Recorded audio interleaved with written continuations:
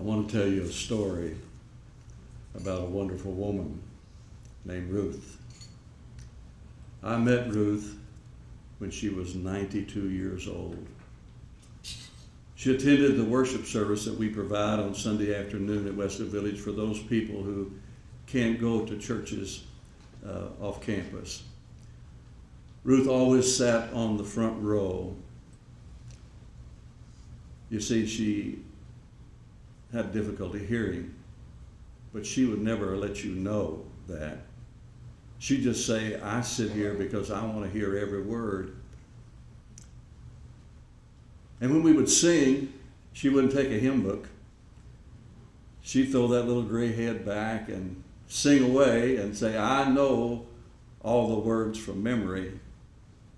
She'd never tell you that she was legally blind. And she'd lift that little hand of hers in praise to God and never let you know how much it hurt because of her arthritis. And when the message was over, it was always the greatest message she'd ever heard. She was one who always knew how to affirm even this poor preacher. I learned a lot from Ruth, watching her day by day. Always positive, always upbeat. Glenda told me the other day that when she first met her, she put her hands up on her face and said, oh, you're so beautiful. Well, Ruth was beautiful. And so she saw beauty in everybody, even though she couldn't see them. One afternoon, when the service was over, one Sunday afternoon, everybody left, but Ruth stayed in her chair. And I looked over at her, and there was something different. And so I walked over and sat down beside her, and I said, Ruth, would you like to talk? And she turned toward me with those steel blue eyes, now dimmed by 92 years. And she said, I have to die this year. I nearly fell back. I said, what? And very matter-of-factly, she just said, oh, I have to die this year. I said, Ruth, what in the world are you talking about?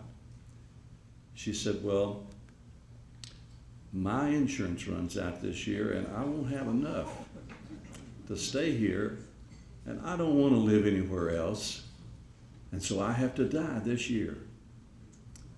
I said, Ruth, do you think we're going to put you out there on that road? That is not going to happen. I promise you. I don't want you to think about this. I don't want you to talk about this. I don't want you to worry about this, because I promise you, we're going to take care of you. You're going to stay right here.